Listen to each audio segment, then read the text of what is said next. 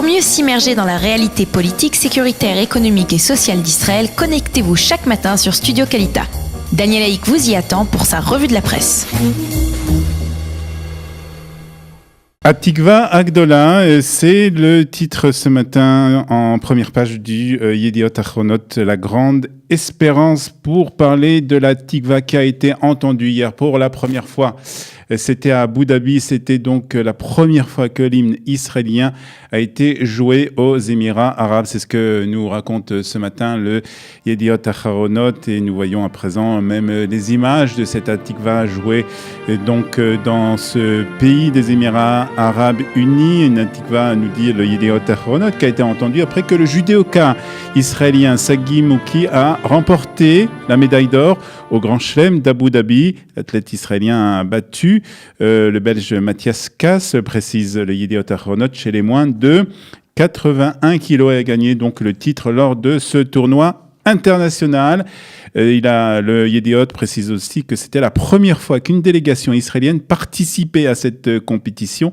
En juillet, la Fédération internationale de judo avait averti les organisateurs du Grand Chelem d'Abu Dhabi qu'ils annuleraient la compétition si elle ne permettait pas à tous les athlètes, notamment aux Israéliens, de participer sur un pied d'égalité. Notons tout de même que le drapeau israélien n'a pas été déplié au moment où la Tikva a été jouée. Le Israël Hayom nous précise aussi que la ministre de la Culture et des Sports, Miri Regev, était présente et était aussi, elle, émue jusqu'aux larmes au moment où elle a remis la médaille à Sagi Mouki, comme on pouvait le voir il y a quelques instants sur les images de cette remise de médaille à donc Abu Dhabi. C'était la première fois, nous précise Israël Hayom, qu'un ministre israélien se rendait à un événement sportif dans le Golfe Persique.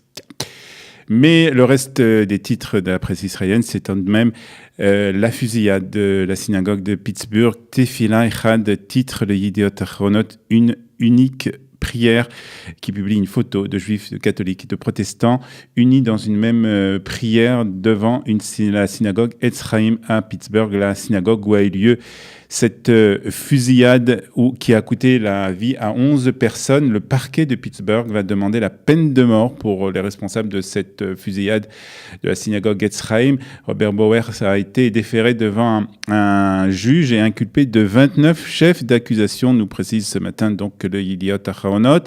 Les victimes de cette fusillade ont été identifiées et leurs noms sont publiés aujourd'hui par l'ensemble de la presse israélienne ce matin. Parmi ces victimes, nous raconte ce matin le Haaretz, figure un couple et deux frères qui étaient inséparables, nous raconte ce matin le Haaretz. Il nous parle aussi, le Haaretz, d'une femme de 97 ans, Rose Malinger, survivante de la Shoah, qui a été tuée lors de cette fusillade par un extrémiste de droite, donc dans une synagogue aux États-Unis. C'est ce que nous précise ce matin le journal Haaretz. Le Haaretz qui nous parle aussi du quartier de la synagogue de Etz Chaim, Skirel Hill, ce quartier qui a été le cœur de la vie juive depuis le début du XXe siècle, et nous précise ce matin le Haaretz, quand des riches familles juives ont commencé à s'y installer. Le quartier abrite 30% des 50 000 juifs de la région de Pittsburgh.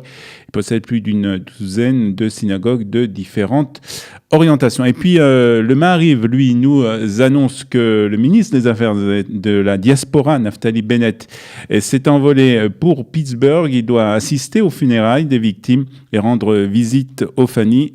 Il a également indiqué qu'il avait donné pour instruction au ministère de la Diaspora de se préparer à venir en aide aux membres de la communauté juive de la ville.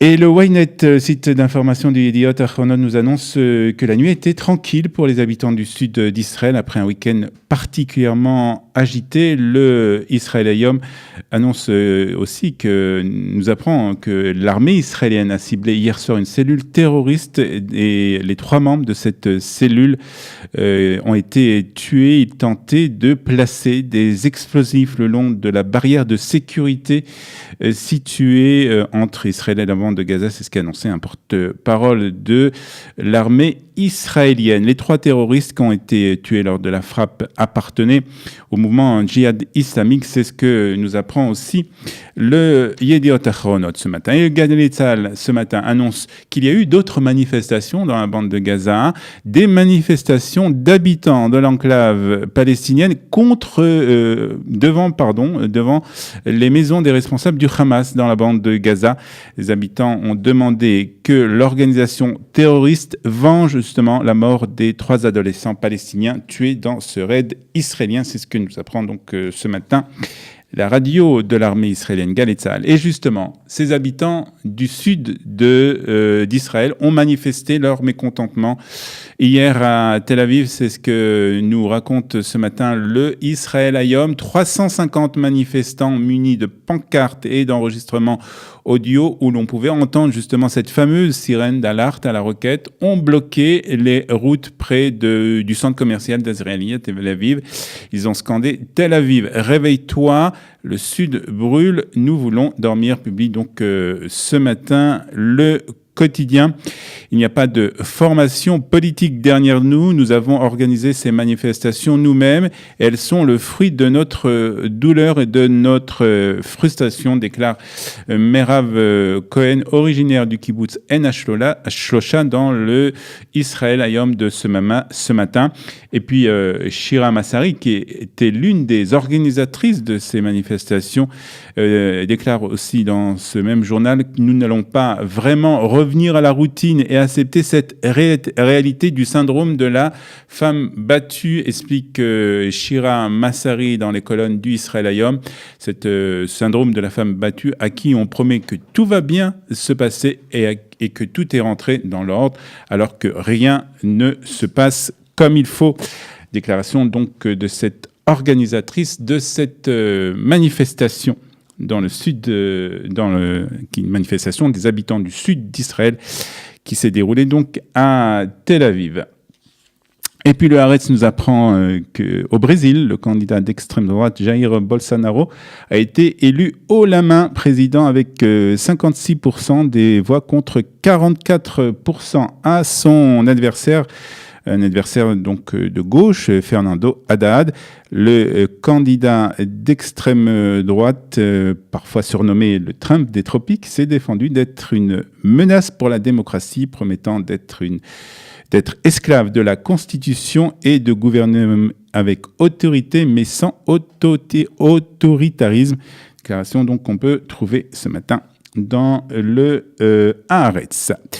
Et le Yediot Ahronot publie aussi ce matin le guide des élections. En effet, c'est demain qu'auront lieu les élections municipales et le Yediot Ahronot nous rappelle l'importance de participer à ces élections et d'aller voter demain matin à partir donc de 7h du matin jusqu'à 22h dans la plupart des grandes villes israéliennes. Demain sera jour férié, nous explique le Yediot Ahronot, pour permettre justement aux Israéliens de remplir leurs devoirs. Il faudra voter, explique le Yediot Ahronot ce matin, par l'intermédiaire de 2 bulletins, l'un jaune pour élire le maire de la ville et l'autre blanc pour choisir les membres du conseil municipal. Il vous sera demandé aussi une carte d'identité pour voter.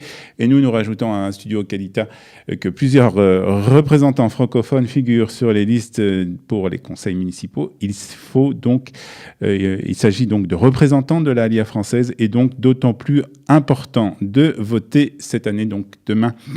N'oubliez pas d'aller voter à partir donc de 7h du matin. Et nous terminons avec Eren Swissa dans le Israël Hayom qui révèle le slogan de l'Eurovision 2019 qui se déroulera à Tel Aviv au mois de mai prochain. Slogan qui a été révélé au grand public lors d'une cérémonie en présence du Premier ministre et de sa femme à Jérusalem. Dare to Dream, oser rêver, c'est le slogan de cette compétition donc, qui aura lieu à Tel Aviv, un slogan révélé en dernière page du Israël Hayom par Eren Swissa, le journaliste donc, de ce quotidien. Pour mieux s'immerger dans la réalité politique, sécuritaire, économique et sociale d'Israël, connectez-vous chaque matin sur Studio Kalita. Daniel Haïk vous y attend pour sa revue de la presse.